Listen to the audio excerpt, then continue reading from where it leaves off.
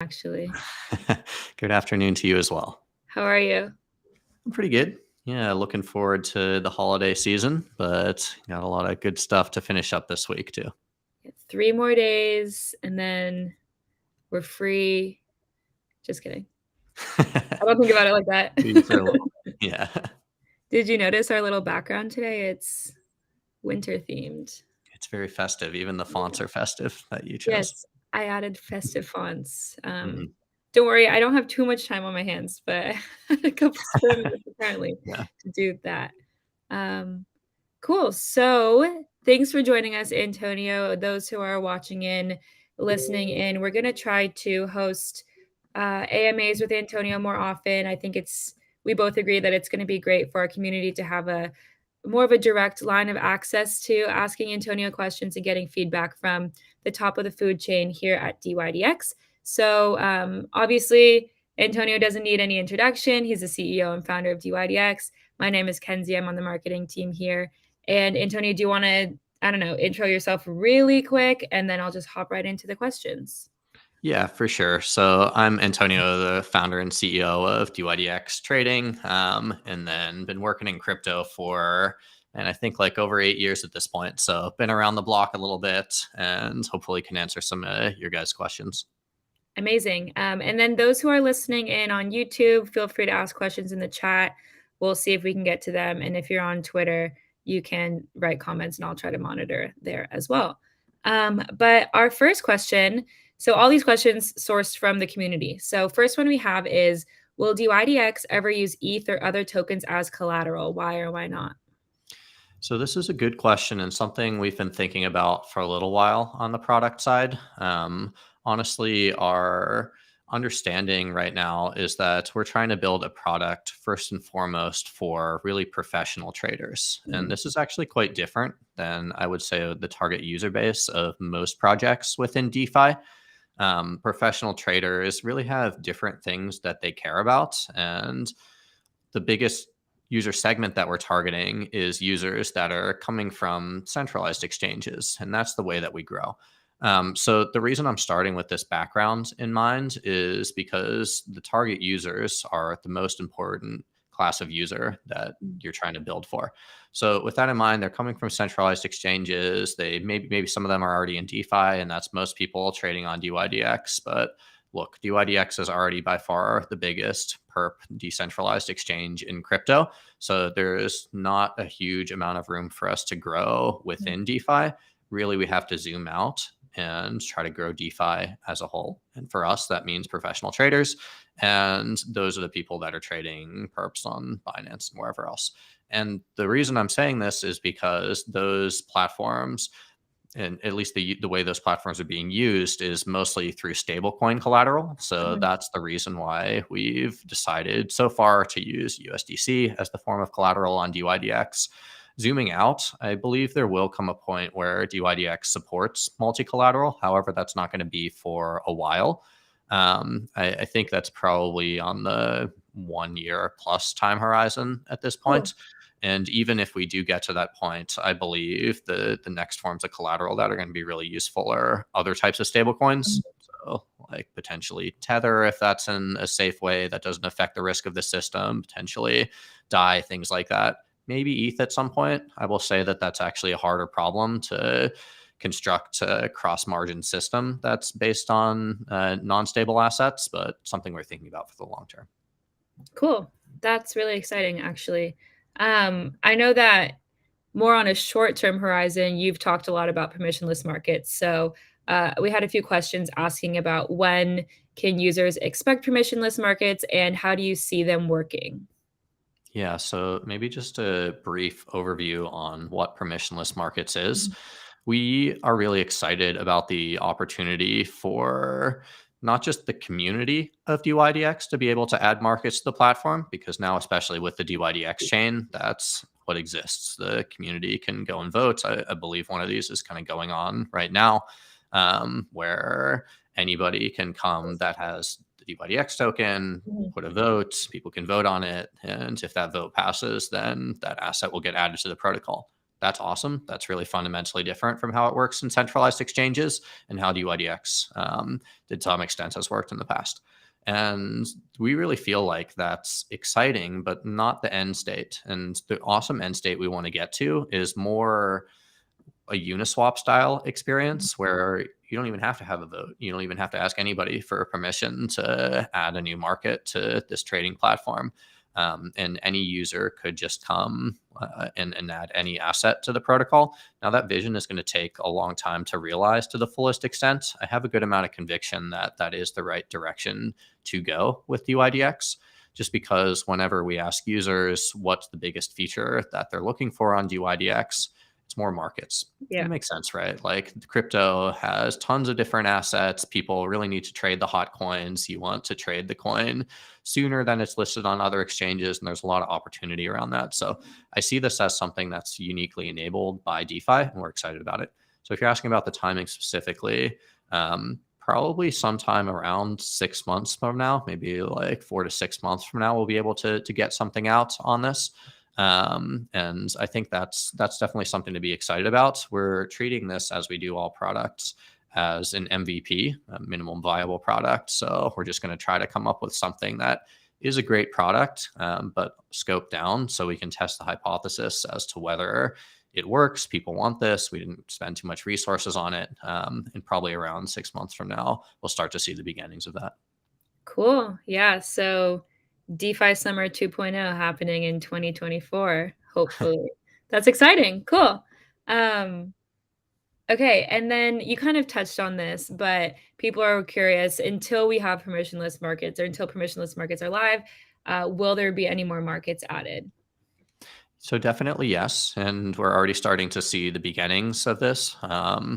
I believe we just saw like either one of the first forum discussions or potentially votes go up as to adding a new asset to the DYDX chain, and that's really exciting. And I think once that starts to happen well from an operational perspective, and people start to get in the rhythm of looking at these votes that are happening, feeling empowered to create votes, coming to a relative consensus on what types of assets should be listed, whether it's like acceptable risk parameters, all the sort of mumbo jumbo that goes into the question of what's an acceptable market to add to the protocol or not. That'll improve operationally over the next couple months. And we're already starting to see the beginnings there. And once that goes well, I think that'll start to ramp up quite a lot. It's not up to me, first of all, but I, as one of the leaders of this protocol overall, would love to see us get to the place where there's on the order of 100, maybe even 200 markets listed on DYDX in the next 6 months. And if we're Nice. able to get to that place, I think that starts to become quite differentiated within DeFi derivatives. And then also really starts to put us on a more level playing field with centralized derivative options. Totally. I agree. So someone was wondering what's going to happen to V3 now? So on V3, it's not going anywhere anytime soon. One of the things that is going on with V3 versus the DYDX chain right now is the rewards or the token incentives are effectively being gradually shifted from V3 to V4. And I believe that process is going to complete in mid-January. So come mid-January, there will no longer be token incentives on V3, and then they will all be focused squarely on the DYDX chain. So that's one big change that's coming relatively soon. Outside of that, there's no other big changes that we're planning to do right now in terms of what that means. V3 will continue to operate. Users can continue to use that for the foreseeable future. If we're zooming out long term, I think we'll just make some business decisions around how long it makes sense to operate V3. And then a big impactor of that will be how much is going on with the DYDX chain. What are people building on top of it? All these sorts of things. And we'll announce more about that later. Cool. Cool. Yeah. So I think last week, maybe it was the week before, one day DYDX chain saw 500 million in volume, which is roughly what we tend to see on V3, a little bit less, but still really awesome day for volume and just keeps getting better. But what do you think are some of the big challenges that the chain faces in terms of adoption? And then what are some things that the team is doing to help solve these adoption issues? Yeah, so I think we're in a pretty good spot right now. I've been quite encouraged personally by the amounts of volume that's going on, and not just volume, but also the number of active users Mm, that have been using the product in the past few weeks since it's gone production live. So I think DYDX is in a good spot right now. And then if we zoom out to what are other ecosystem players doing to try to spur growth on the product going forwards? Um, I think there are some things that are going on there that are really important, but honestly, I think the product and how it's developed, how it's hosted, what other people build on top of it is the most important lever that mhm. DYDX has for growth right now. If you've literally ever heard me talk before, you probably heard me say the word product a million times. So clearly, I think that that's important, and I think it continues to be so. And I think it's really not something where like great products are built iteratively over time. And I think that's something that has to exist in crypto as well. We are extremely excited about the software, the product that we've built with the DYDX chain, and do you think it's a great product right now? But honestly, everything in crypto is quite early right now. So, especially from an end user facing product perspective. So, that'll improve a lot. And I think is the biggest lever that we have. We talk about permissionless markets. I think that's one big thing. Another really tangible thing is just improving the product.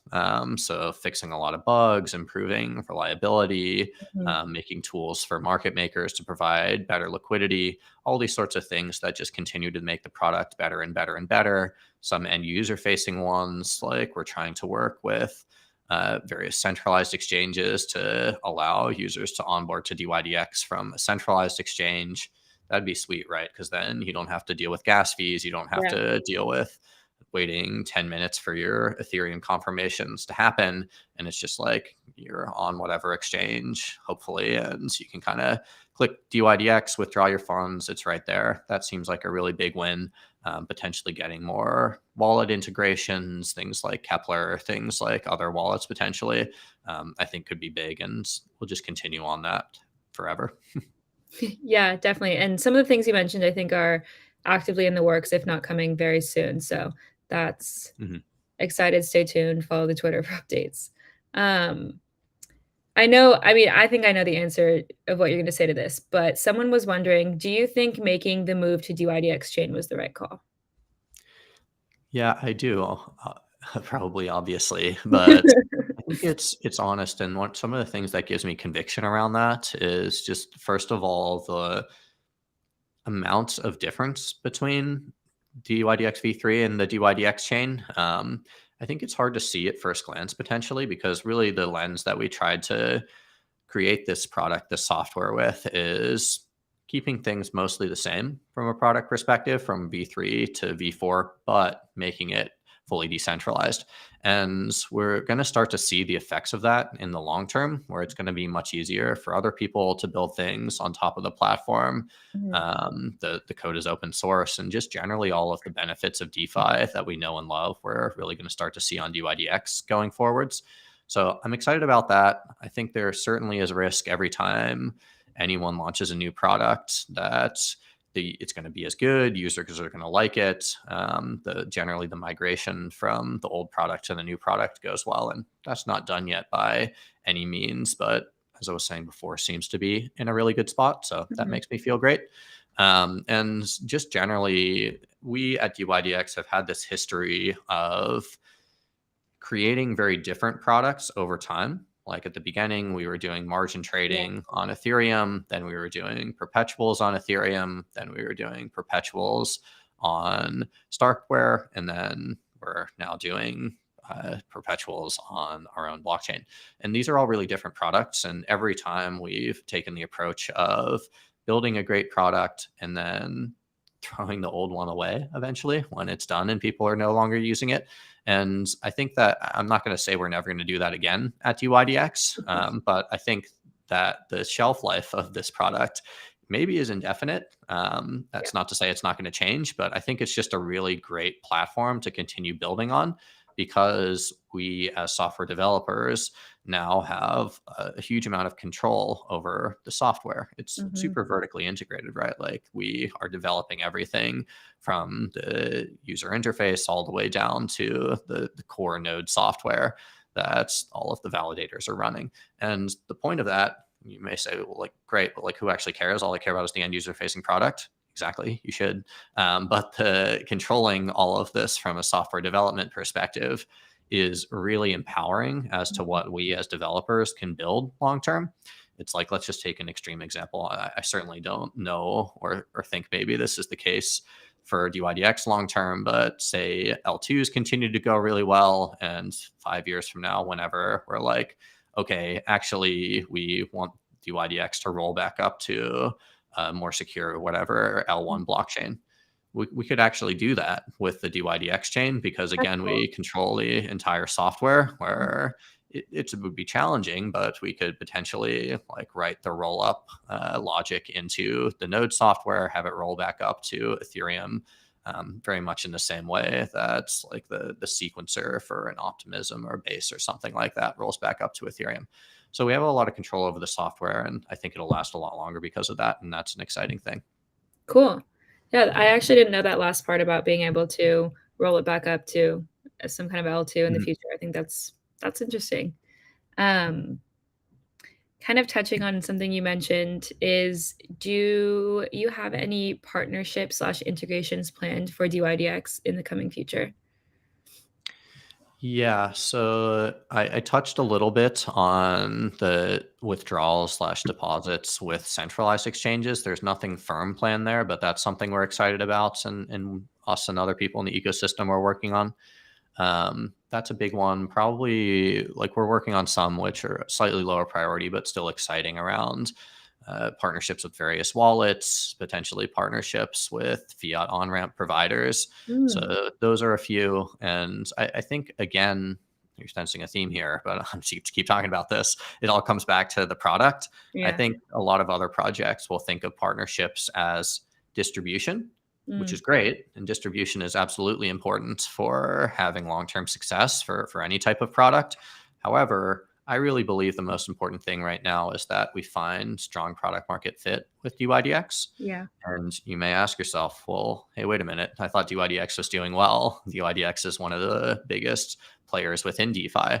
Now, like, do you actually not believe you have strong product market fit yet? And I would say, yeah, that's actually true. And just giving a little bit more color on that, what would I define as product market fit? I think product market fit is a product that you feel really confident will be able to achieve your goals for Mm, your project, your company, whatever it is. And just to bring it all the way back to the highest level, our goal, as you may have heard me say before with UIDX, is to become one of the biggest exchanges in crypto. And we haven't done that yet. Why? Because DeFi hasn't done that yet. And we are one of the leaders within DeFi. So just looking for ways that our product, before our distribution, but our product can grow to a level where it's one of the best ways to trade crypto for the most number of users in the whole world. And we're not there yet. And we'll keep working on that. And then yeah. back to distribution and partnerships. Distribution is important, but it's not critical before you find really strong product market fit. And part of the reasoning behind that is we see ourselves looking very long term at DYDX. And there's a lot of different considerations. There's like, users potentially like various token holders of projects that want stuff short term, short term, short term. I hear that's important. However, like we, as some of the leaders of the project, the builders behind the project, me honestly, I think longer term than most people in general, and especially longer term than most people in crypto. And Mhm. that's why I say yes, what I said before. Our goal is to become one of the biggest projects, and not just projects, but exchanges in crypto. But it's to do that in a 5 to 10 year time horizon. And if we start to zoom out and look at things from that perspective, I believe it's clear that the best strategy is to focus on the product for now, find something that's great, find something that's growing organically. And then once we feel like we have that, to, as an entire project, throw fuel on the fire from a growth perspective, get a lot of new users, get people trying out the product, align that with the timing, ideally more during a bull market than a bear market, that sort of thing. And then that's going to be the way do IDEX is most successful in the long term. Cool. Yeah. That sounds great. I guess maybe just because you threw out bull and bear market right there, somebody's curious about your thoughts on the market right now and maybe your thesis on 2024. Sure. So I always challenge myself to abstain from giving super detailed predictions on the market because I'm usually wrong. I think the thing I will say is that it's incredibly hard to predict from a short term time horizon as to when the bull market's going to be. That being said, look, if you really want me to give a prediction on literally the amount of time until we start to see a bull market, it's probably going to be like a year or two from now, I believe. I'm happy to be proven wrong, but that's probably going to be the case. I think it could be sooner than that, longer than that. As much as my opinion is valuable, that's been through a lot of these cycles within crypto. I think they generally take the same amount of time in retrospect, but while we're all in it in crypto, really caring about the day to day, there's price action, all the rest of the stuff. There's a lot of emotion around that, and it can cause us to zoom in and again think shorter term, where it's like, oh, we've been waiting so long and we're so ready for the bull market to happen, and we see some price action in the past month or two. Let's all get excited about that together, and that's important because that's really the way. That's the fundamental reason I believe for a lot of the cyclic nature of the price action within crypto. But it also just generally makes all of us, myself included, honestly, even as somebody that's been around the block in crypto, think shorter term, kind of get too sad when it's the bear market, get too excited when it's the bull market. I believe, or my thing at least, is that it's more optimal to be even keel, kind of be steady throughout all of it. Just keep on keeping on with the things that are important, like the product, like the growth of the product. And then that's not to say it's not important. It absolutely is super important from a timing perspective, what we do with the market. But I actually believe that that gives us more urgency, if anything, with building the product, because we have a good product now, but it'd be awesome if we had a great product that was already organically growing within crypto at a huge rate, had the ability where users could trade anything, was a great trading experience, all these sort of things. And then the bull market hits, well, damn, then we're really off to the races. Yeah, I mean, I hope we have another year or two. I honestly like the bear market. I think it's mental health is better for me personally because I can do other things besides think about coins. But yeah, cool. I like to hear your thesis on that. So we have kind of like a smattering of random questions that don't necessarily tie into anything, but are there any plans? Wait, oh yeah. Does the team have any short or long-term plans for hedgies or hedgie holders? So, not right now, though. I'm happy to have other people in the community build around this if they feel empowered to do so. Cool. Love that. And then what is a piece of advice you'd give to someone looking to start their own crypto project? I have infinite thoughts on this, but A given few pieces of advice, the perhaps. time, I will be very concise. Focus on the product. Obviously, I believe that. But do something you feel really passionate about within crypto with people you really trust and feel passionate about. And I think really challenge yourself to not be driven by hype. And you may have questions around how do you square these two things? Like, how can you have passion, but not too much hype around you? I think they're actually different. Choose something where you believe you could keep working on this for 5 years if it goes well, at least, with people that you believe you could work with for 5 years. It's hard to run a company. Even if you work with people you really like, it's going to be hard. So really the people that you choose are important, and choose them based on passion rather than hype. Cool. I love that. And then let me just quickly come through. I think honestly, just to answer some questions, do IDEX ever worked with Starknet? Yes. People are asking about the Chaos Labs trading seasons. I think that's best to go reach out to Chaos Labs and if you're having any questions specifically about trading on the chain, the interface, definitely go check out our Discord. That's where they'll be able to get you the help that you deserve. And I think other than that, that is all of our questions for today. Likely we'll take a break for Christmas, but be back in the new year with another AMA. Thank you for joining, Antonia. Awesome. Thank you, Kenzie, and thank you all for your excellent questions. Cool. Happy holidays. See you later.